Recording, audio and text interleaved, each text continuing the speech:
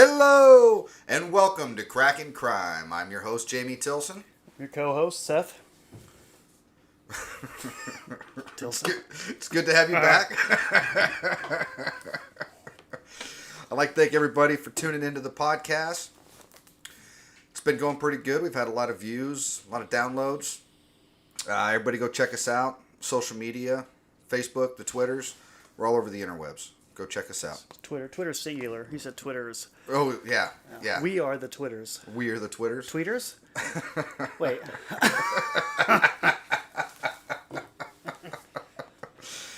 So yeah, everybody go check that out. We would like to read comments at the beginning of the episode, so if you guys want to go in there and comment, send us stories, all that fun stuff. Yeah. Yeah. All right. We got a great one for you today. I'm excited to tell this one. Oh, man. I am really excited about this one. You ever heard about... What's that? So I'm starting to get excited to hear it. Oh, fantastic. Pretty giddy over there. All right, so this one is the Holdrege Shootout. Have you ever heard about the Holdrege Shootout? No, I have not. Fantastic. All right, our story starts in... It's about 50 miles east of Pueblo, Colorado, at the Arkansas Valley Correctional Facility. It's in Ordway, Colorado. But it's called Arkansas? Yeah, the Arkansas Valley Correctional Facility. I don't know why it's named that. I didn't name it. So, I gotta love how they do yeah, that. but that's what it's called. New York, Nebraska. All right, so our story starts out with two inmates are in prison. Freddie Gonzalez and Ralph Brown are in prison at the Arkansas Valley Correctional Facility in Ordway, Colorado. Are they both white? Yeah, Sound I like believe white so. names. Not to be, I'm not racist or anything, I'm just saying. So, Patricia Gonzalez and Rebecca Brown are the wives of Ralph and Freddie. They rent a helicopter on August 18th, 1989 from Helicopter Airways in Denver. Anyone can rent a helicopter? Oh, like, so they had a pilot? They had a pilot. Okay. Yep, they rent the helicopter, saying that they want to take pictures of some land in Crowley County. It's about 50 miles east. It's over by the Arkansas Valley Correctional Facility. So, once they started getting close to the prison, one of the women pulls out a gun and forces the pilot, whose name is Tim Graves, to land the helicopter in the Arkansas Valley Correctional Facility. So, he literally lands right in the middle of the prison. I think if I was the pilot, I think I would have called her bluff. Like, you're going to shoot me, crash, and die, are you? Is that what you want to do? Well, he did not. He did not. He lands the helicopter in the correctional facility, and Freddie Gonzalez and Ralph Brown just jump in. And then they take off. Huh. They then fly like 35 miles north, and then they land, and then they end up tying him up. So, even though the jail superintendent, Jim Britton, gave 3 orders to shoot, the helicopter guards did not shoot the helicopter. Guards claimed to hold their fire because they could not get a clear shot and they feared the pilot was being held hostage.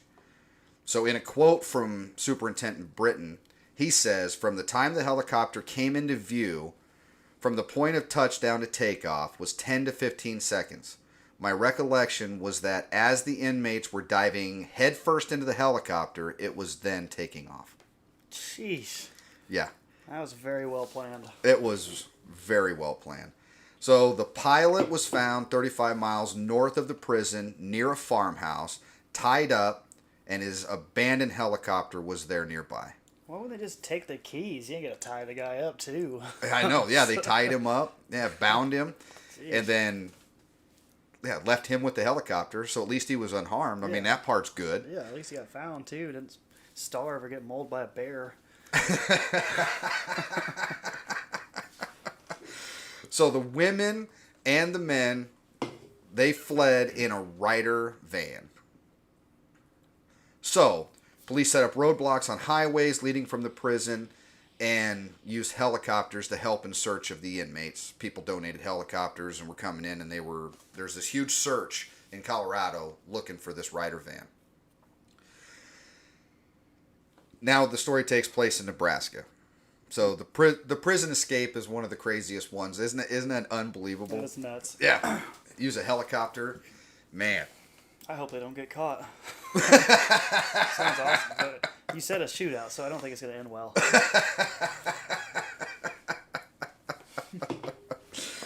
So, now our story takes place in Arapahoe, Nebraska. Tom Conroy and his wife Bertilla had heard of the prison escape on the radio while they were driving back to McCook.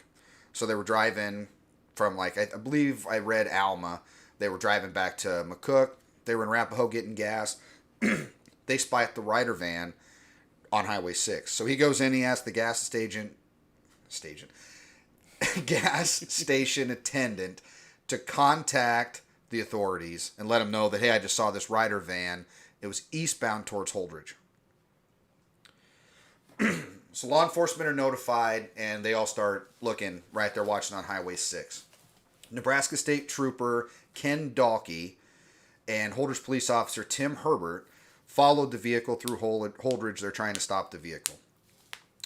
The convicts try to elude them, so they drive down 11th Avenue, and I believe he was off duty, but he came in.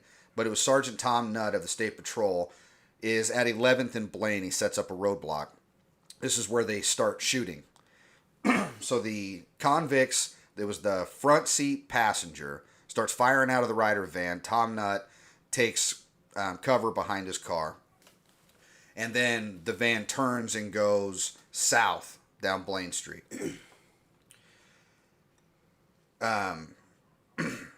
So then at 8th Avenue and East Avenue, Sergeant Tom Rust of the Holdrege Police Department rams the vehicle with his police car. The van goes through a yard and then drives south on East Avenue. Sergeant Rust then re-engages the vehicle at 4th Avenue and Arthur. And at this location, shots are exchanged, and there was a bullet hole through the windshield of his police car. The van heads south on Sherman Street, where they fire shots at Trooper Dalkey. The van follows the road down 2nd Avenue, and then they end up turning onto East Avenue, so then they'd be going back north, and then this is where they meet Chief Jackson of the Holdrege Police Department. Just south of 4th Avenue on East Avenue, Chief Ken Jackson fires 5 rounds through the front windshield of the Ryder van, and they just stop and give up. So all in all, nobody was hit through all of it, except there was one shotgun blast, and I believe that was by Tom Rust. He fires a shotgun blast at him. One pellet hits Ralph Brown in the finger. Oh, shit. That's it. Turn the van off. We're done. I'm never going to be able to point again. Yeah, he shot. Ken Jackson fires 5 rounds through the front windshield of the Ryder van. They stop. They give up. Ralph Brown has this one BB shotgun blast that went through his right finger. That was the only injury in the whole entire shootout. There were not enough police cars at the time, so Chief Jackson was driving his personal pickup. Jeez. Yeah, crazy. The suspects said that they gave up because they ran out of bullets. Yeah. Wasted them, huh? I guess they were just wasting them. They were just throwing them everywhere because they did hit a couple of the cruisers, and then there was damage and to some of the cruisers, because they rammed the van, and yeah, it was kind of crazy. So Colorado ended up issuing warrants for the 4 prisoners, or for the 2 prisoners, and then the 2 people that helped them escape. But I couldn't find hardly anything about what they got for sentence or anything like that out in Colorado. But in Nebraska, I was able to find some stuff. Patricia Gonzalez received 1 to 3 years in Nebraska for her role. Freddie was sentenced to 20 months to 5 years for his role because he was just an accessory to commit a felony. And then I did find out that he was sentenced to 24 years in Colorado. Sheesh. Ralph Brown, because he got charged with everything. He was the main shooter, right? So he was the one in the front passenger seat. He's the one that got the round in the hand. He's the one that did all of the shooting at all the officers out of the passenger window. He got 20 to 50 years in Nebraska prison, and then he would still have to go to Colorado and finish out sentences out in Colorado for all that. Rebecca Brown was the driver of the van. And she got 20 months to 5 years for resisting arrest and 5 to 10 years for using a firearm to commit a felony. And then they all were turned over to Colorado. So the only one I could really find anything in Colorado sentencing was Freddie, where he got 24 years in Colorado for his escape. Sheesh. I wonder how much time they were doing in the first place to escape. Well, I it actually, must have been life, I would think, already. I had actually seen that, and I think that they both would have been out within 5 years. Oh, jeez. Yeah, and then they ended up doing like almost life sentences. I mean, it's crazy when you're talking. At least pull over and get some nookie in the van? You know? I don't know. And how did they know they were in a van? Why wouldn't you switch vehicles? I'm guessing it was the helicopter pilot saw him. Oh, yeah. Yeah, because they didn't injure him. So then when they located him, they're like, hey, Ryder van. Should have duct taped his eyes. Before he lands. Yeah. I think he landed next to the Ryder van. Then they tied him up. They jumped in the van and took off. Oh. Yeah, so he took him with you for a few more miles and dropped him off. Yeah, they should have like hiked a little bit or something. Yeah, yeah, to their van. McDonald's, buy him a Big Mac. Maybe he won't snitch on you.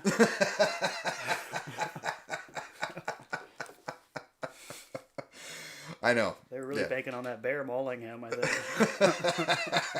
they were probably wishing that would have happened at this point. Yeah. And then it was just nice. It was awesome. I also read that Tom Conroy ended up getting an award from the State Patrol because he reported it. You know, he called authorities, and then the gas station attendant that called, they were all, you know, like thanked and stuff like that because they're the ones that noticed it coming towards Holdrege. Yeah, that's awesome, though. I wanted to root for those bad guys, but they disappointed me. I know. That's the way all of our stories go. Otherwise, we don't really talk about it, right? They always get caught. They always do something stupid. Yeah. Show someone exactly what they're driving. Land right there by that van with 2-39X. Yeah, that license plate. That's ours. Stop there. That's a plate. Is it ours? Is it? Yeah, that's definitely ours. That's the right one. That's the right one. A lot of red vans out in this field. Normally.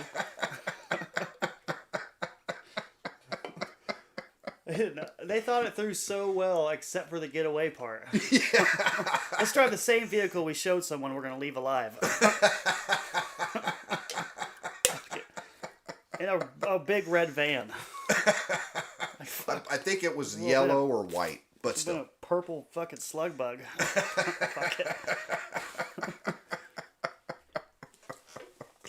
Oh, that's awesome.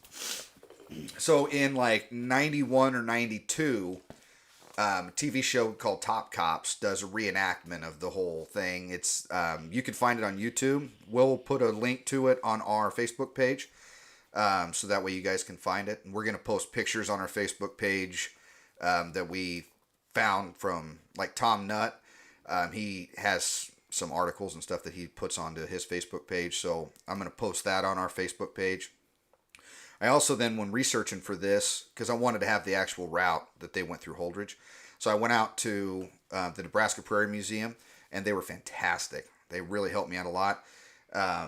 They let me look through all of the stuff, and then they were just crazy helpful. Okay. So I was able to find all of the newspaper articles. They're in a book. They're out there in the display. Go check it out. It's awesome. They also out there have the 3 guns that were used in the shootout that were confiscated out of the Ryder van. So they're in a display case out there. I was going to take pictures, but I don't want to post those pictures. I want people to go out to the Prairie Museum and actually look at the guns. Go check them out. Cheap ass. It's fucking Saturday, Sunday. You ain't doing nothing today. Right. Go check it out. Yeah, they're open from 1 to 5. Go out there and check it out. Yeah. What are you doing between 1 and 5? Nothing. Yeah, it's a great museum. So, yeah. Anyways, it was very helpful that the information that they let me use, and I hope everybody liked the telling of the story. Yeah. Yeah. Yeah. Put down the video games, Ryan, and go see the museum, you know? Absolutely. Yeah. Take your kids out there. It's a fun little day. Out there. They'd love it. Yeah, go check out the stuff from the Holdrege Shootout. Yeah, and download this and like it and share it with your friends. Absolutely. Yeah. Yeah, send us some comments. Tell us some stories that you want to hear. Like us on Twitter. Yeah. You should tweet about it. Yeah, we will. We'll tweet about it.